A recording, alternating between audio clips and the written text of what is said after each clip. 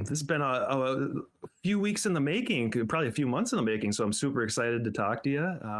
It was fun chatting with you before, and now we get to do it for real. So excited to be here. Me too. Yeah, I'm excited to have you here, man. So, for those who do not know, we tried to do it before, but there was some internet connectivity issues. Doesn't matter. We're back. And Chad, I need to ask you, why Auschwitz is a wonderful place to visit? Well, I won't say it's a wonderful place. It's a horrible place to visit, but I think it's necessary because it's a reminder of how cruel the world can be when we let things spin out of control. And and I know you're coming from Germany, and I think Germany probably more than any other country remembers their dark past, so they don't have to relive it. And that's one of the places I write about a lot in my book. Yeah, I was being sarcastic for sure. Uh, so, why would you? From Germany, a few from Belgium, and a couple from China. And we didn't talk any politics or anything like that. But a few days into it, so we were camping one day around the campfire, and I don't know how I came out with it, but I basically said that I wasn't for a lot of what's going on in the United States right now because it worries me, and from being in Berlin and seeing. Going through the Topography of Terror, which is a museum you guys have at the former SS site and the Gestapo site. And there's several places, the Berlin Story Bunker, the Reichstag, so a lot of things tied to that German history, the memorial to murdered Jews. So anyway, you learn about book burnings and you learn about how, Hitler tried to erase some of Germany's past so he could rewrite his own narrative and scapegoating foreigners and things like that. And when I was talking to these people about that going to Germany was, has really helped me see my own country right now. And it's not a good thing. But anyway, they were all relieved, like, oh, Chad, thank God, because everybody in the whole world thinks that about the United States right now. And we didn't want to say anything, and we were, afraid to ask you. So, yeah, I think that's a big piece of why I go to those places. It's a reminder of, darkness, but also there's many other reasons, and I get, I'm sure we'll hit on a few of those, but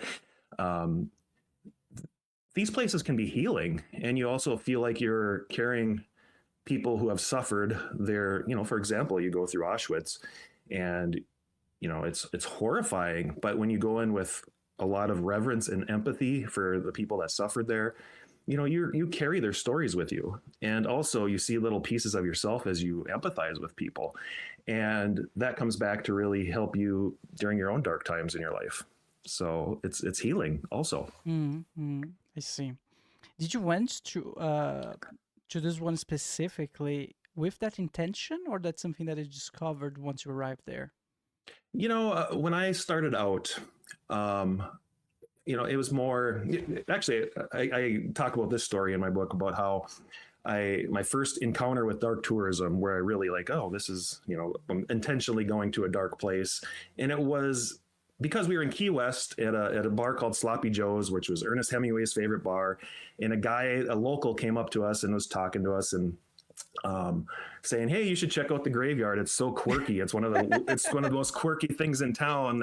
They have goofy epitaphs and and there's chickens running around and they're above ground tombs." And so we checked it out, and it was an experience. You go there and you saw epitaphs saying like, "See, I told you I was sick," or, "Devoted fan of Julio Iglesias," and just really random stuff. And there's one guy with his, he's flexing is a picture of him, but he's flexing his muscles with his shirt off. And it's like, this is a quirky place. And there was chickens and, so we started going to those types of places. For example, went to the catacombs in Paris and the Père Lachaise, and which is where Jim Morrison and Oscar Wilde, Frédéric Chopin, the lovers Heloise and Abelard, so there's so much history in these places, but you also get a lot of reflections by, where else can you go visit Jim Morrison and say, thank you for, lighting my fire when I was a kid, and that was one of his favorite songs. But yeah, so yeah, I mean that's a big piece of why I go there is it starts off, pretty innocently. And then I had an interest in history, so I'd go to historic places like Pearl Harbor and things. But the more I went to those types of places, the more I sought them out, and the more I think they were helping me. And I went through a liver transplant, and it really didn't occur to me until after when I started recovering from that liver transplant. I was out in LA about 6 weeks after my transplant, and I was just out there so I could get exercise because back home it wasn't nice weather. So Los Angeles, it's beautiful almost all the time. So I was out there and I was in graveyards 2 days in a row looking at celebrity graves. And it just occurred to me how much all these dark experiences, and I've been to many of the world's darkest places, and how much they benefited me on several different layers. One is, how you see your own government. Another is, how you memorialize people that suffered. Another is how those experiences actually come back to help you during your own darkness. And yeah, so that's kind of how it happened. Wow. I'm interested to know how does it change your views on the government? What do you mean by that? If I recall correctly, you went to the 9/11 memorial as well, right? Maybe that's the one. Yeah, no. So yes, I did go there. Yeah. I've been there a few times. I think that one in particular for me was, it just brings me back to that day. And when you leave a place like that, because I remember it so well, I was a young person working in the mental health field at that time, and I remember watching it with other clients in the waiting room, and it was just awful. But then you go there and you can pay respects to that stuff that you had seen on TV, and it just is a really stark reminder of how much you love your own family, and how, so seeing darkness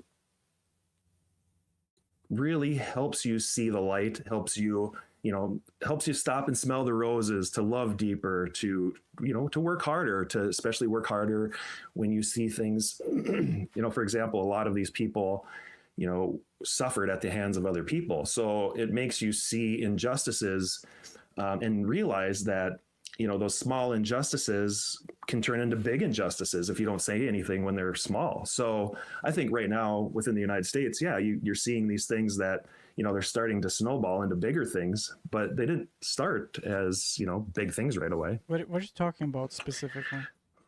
So, for example, build the wall, well, I mean, that's just an example. I could go on and on about this stuff, but, so we're trying to keep people out from, South America specifically, but also Mexico and things. And they're talking about building a wall, and they're getting really tough with foreigners, separating families, and coming in the middle of the night or during a work day and just grabbing people, masked people, grabbing, human beings and deporting them. And, that didn't happen right away. At first it was, we need to do something about the immigration problem. Let's build a wall. But then the wall became, let's terrorize. And they have, they call it alligator Alcatraz in the oh my God, I saw it. Yeah, It looks something out of a movie, like a James Bond villain type of place, right? Exactly. It feels like a little bit like we're living in a James Bond world right now. Yeah. And it's scary. Yeah, but going back to the dark places and how they make us enjoy life more, I couldn't agree more. Like, I think it was with you that I was talking about Fight Club last time, right? There's this scene where the guy arrives with the gun behind the other guy's head and just start asking him. So Tyler Durden, the main protagonist, one of the main protagonists, just meets a random guy, points the guns at him, and start asking him, like, what do you want to do with your life? What do you want to do with your life? You need to tell me right now. And he start babbling something out of the blue. I wanna be a veterinarian. And then he says, you go be a veterinarian right now. If you don't